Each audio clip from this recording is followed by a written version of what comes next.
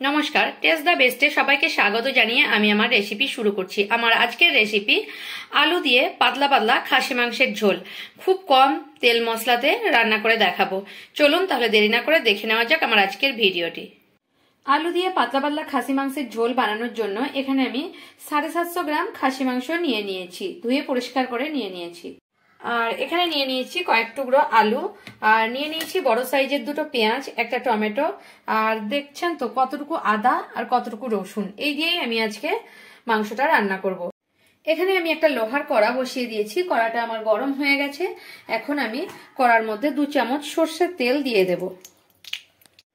তেলের মধ্যে খুব সামান্য পরিমাণে একটু হলুদ দিয়ে দিলাম, যাতে করে তেলটা ছিটকবে না। আর আলুগুলো আমি এখন একটু ভেজে নেব। মিডিয়াম টু হাই ফ্লেমে দিয়ে আলুগুলোকে আমি ভাজতে থাকবো। এপিট ওপিট করে ভেজে নিয়ে তারপর আমি আলুগুলোকে তুলে নেব। আলুগুলো আমার ভাজা হয়ে গেছে, এখন আমি আলুগুলোকে একটা সাইডে তুলে নেব। এখন কড়াইটা আবারও গরম হয়ে গেছে, তেলটা আছে আমার একটু আলুর তেল, আর আমি এখানে অল্প পরিমাণে একটু তেল দিয়ে দিলাম। কতটুকু তেল দিয়ে দিয়েছি দেখুন, আপনারা দেখলে বুঝতে পারবেন। এখানে তেলটা গরম করতে দিয়েছি, আর খুব সামান্য পরিমাণে চিনি আমি এর মধ্যে দিয়ে দিলাম। আর গ্যাসের ফ্লেমটাকে আমি মিডিয়াম ফ্লেমে রেখেছি, এখন মিডিয়াম টু হাই ফ্লেমে। আর এখানে আমি 5টা এলাচ থেঁতো করে নিয়েছি, মানে ফাটিয়ে নিয়েছি, একটু দারচিনি নিয়ে নিয়েছি, আর একটা তেজপাতা। তেজপাতাগুলোকে ভিজে কাপড়ে পুছে নিয়েছি। দেখুন চিনিটা উঠতে আমার শুরু হয়েছে তেল থেকে। আর এখন আমি একটু মিডিয়াম টু লো ফ্লেমে দিয়ে আমি এগুলো দিয়ে দিচ্ছি তেলের উপরে। আর এগুলো দেওয়ার সঙ্গে সঙ্গে আমি পেঁয়াজটাকে দিয়ে দিচ্ছি। যে পেঁয়াজটা আপনাদের দেখেছিলাম, 2টো পেঁয়াজ কেটে রেখেছি, সেই পেঁয়াজটা আমি দিয়ে দিচ্ছি।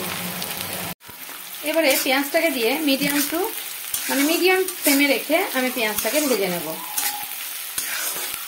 একদম গোল্ডেন কালার করে ভেজে নেব আমি পেঁয়াজটাকে। এখন পেঁয়াজ ভাজতে ভাজতে দেখাই, আমি এই যে খাসি মাংসের যে চর্বিগুলো প্রথমে আমি একটু সাইড করে নিচ্ছি। পেঁয়াজটা দেখুন 5-7 মিনিট মিডিয়াম ফ্লেমে দিয়েছিলাম, একদম গোল্ডেন কালারে ভাজা হয়ে গেছে। এইভাবেই আমার ভাজাটা চাই। এরপরে যে আদা রসুনটা আমি পেস্ট করে রেখেছিলাম, সেই আদা রসুনটা আমি দিয়ে দিচ্ছি। আর এটা একটু জল দিয়ে তারপর দিয়ে দেব।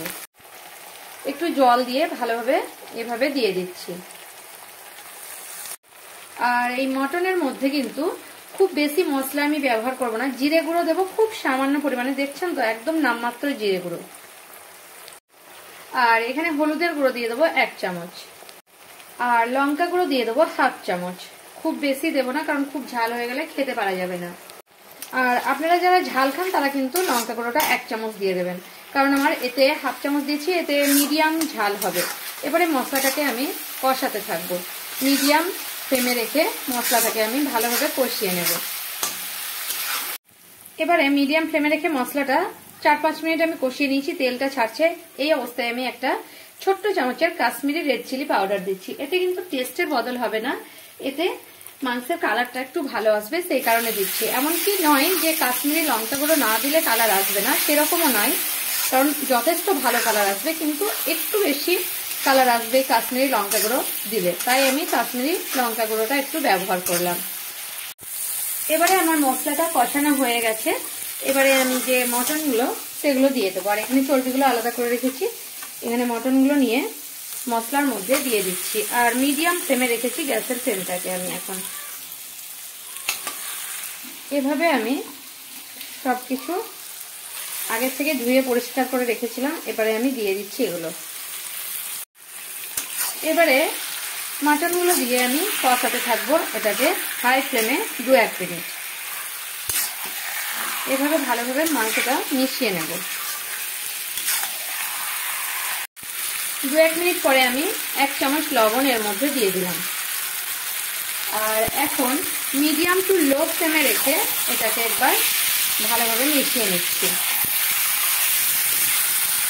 আপনাদের প্রত্যেকটা স্টেপ বাই স্টেপ দেখাচ্ছি, এমন কিছু মশলাও ব্যবহার করব না আমি, দেখবেন রান্নাটা কতটা সুন্দর হয়। আর দেখতেও যেমন হবে সেরকম খেতেও সেরকম হবে। এভাবে একবার আপনারা রান্না করে দেখবেন, বাড়িতে ট্রাই করবেন, খুব ভালো লাগবে। এবারে আমি লো টু মিডিয়াম ফ্লেমে রেখে এটাকে আমি ঢাকা দিয়ে দেব। ঢাকা দিয়ে হতে দেব। এখন প্রসেসিংটা আমি 15 থেকে 20 মিনিট চালাবো, মাঝে মাঝে নাড়তে থাকবো ঢাকা খুলে, আর মাঝে মাঝে এইভাবে ঢাকা দিয়ে দেবো। তারপর ফিরছি আপনাদের কাছে। এখন আমি 10-15 মিনিট পরে আপনাদের খুলে দেখাচ্ছি। দেখুন একদম লো টু মিডিয়াম ফ্লেমে রেখেছি, আর 5 মিনিট আমি একদম লো ফ্লেমে রেখে এটাকে হতে দেব। দেখুন 20 মিনিট পরে দেখাচ্ছি, মাংসটা ঠিক এই অবস্থায় আছে এখন, আর মাঝে মাঝে আমি নাড়তেছিলাম। এবারে আমি এর মধ্যে দিয়ে দেব টমেটোটা, যে টমেটোটা আমি কেটে রেখেছিলাম সেই টমেটোটা। এখানে যে টমেটোটা কেটে রেখেছি সেই টমেটোটা আমি দিয়ে দিলাম। এবারে মিডিয়াম ফ্লেমে রেখে টমেটোটাকে মাংসের সঙ্গে একটু কষিয়ে নেব। এখন টমেটোটা আমার গলে গেছে 4-5 মিনিটের মধ্যে। এখন আমি আরো 1 চামচের কাছাকাছি লবণ দিয়ে দিচ্ছি, যেহেতু আমি আলু দেব, জল দেব, তাই আমি লবণটা আর একটু পরিমাণে দিয়ে দিচ্ছি। এবারে লবণটা দিয়ে ভালোভাবে মিশিয়ে নিলাম। আর যে চর্বিগুলো আমি রেখেছিলাম, এই যে চর্বি, এগুলো এখন আমি এই লাস্টে দিয়ে দিচ্ছি এর মধ্যে। তাহলে দেখবেন ঝোলটা পাতলাও থাকবে, হচ্ছে ঝোলটার কালারটাও খুব সুন্দর হবে, আর চর্বিগুলো গলেও যাবে না। ঠিক এই টাইমে দিতে হবে। 2-1 মিনিট চর্বিগুলো দিয়ে আমি মাংসটাকে নেড়ে নিচ্ছি মিডিয়াম ফ্লেমে রেখে। এবারে চর্বিগুলো দেওয়ার পর 2-1 মিনিট নেড়ে নিলাম মশলার সঙ্গে। এবারে জল দিয়ে দিচ্ছি। এখানে নর্মাল জল দিলেই হবে, গরম জল দেওয়ার প্রয়োজন নেই। এখন আমি আরেকটু জল দিয়ে দিলাম এর মধ্যে, কারণ পাতলা পাতলা ঝোল করে নেব, তাই আমি জলটা দিয়ে দিলাম। আর এভাবে আমি নেড়ে নিচ্ছি সবকিছু। এবারে পরিমাণ মতো জল দিয়ে দিচ্ছি, আলুগুলোও দিয়ে দিচ্ছি। এবারে আমি সবগুলো নিয়ে প্রেসার কুকারে দিয়ে দেব। প্রেসার কুকারে প্রথমে আমি ঢেলে নেব, আর সবকিছু জল আপনারা দেখুন ঠিকঠাক পরিমাণে দিয়েছি। এবারে ঢেলে নিচ্ছি প্রেসার কুকারে।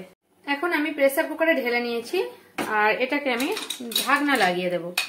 আর ঢাকনা লাগানোর পরে আমি এখন হাই ফ্লেমে একটা সিটি মেরে নেব। এভাবে লাগিয়ে নেবো, এক হাতে বলে দেখাতে পারছি না, এটা লাগিয়ে নেবো। আর একটা সিটি হাই ফ্লেমে মারবো, আর একটা সিটি মিডিয়াম টু লোতে দেব। তাহলে তারপর সিটিটা যতক্ষণ না বসবে ততক্ষণ কিন্তু প্রেসার কুকারটা আমি খুলবো না। সিটিটা বসা অবধি আমি অপেক্ষা করব, তারপর প্রেসার কুকার খুলে আপনাদের দেখাবো।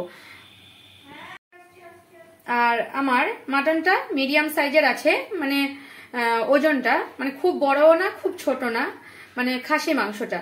সেই কারণে আমি একটা সিটি হাই ফ্লেমে, একটা সিটি লো টু মিডিয়ামে দিচ্ছি। আপনাদের যদি বড় খাসি হয় তাহলে কিন্তু 2 থেকে 3টে সিটি লাগতে পারে, আর যদি ছোট হয় তাহলে একটা মিডিয়াম টু লোতে একটা সিটি মারলেই হয়ে যাবে।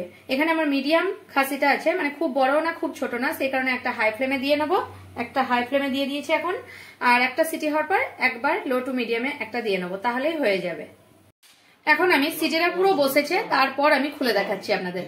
এবারে আমি প্রেসার কুকারটা খুলে নামাচ্ছি।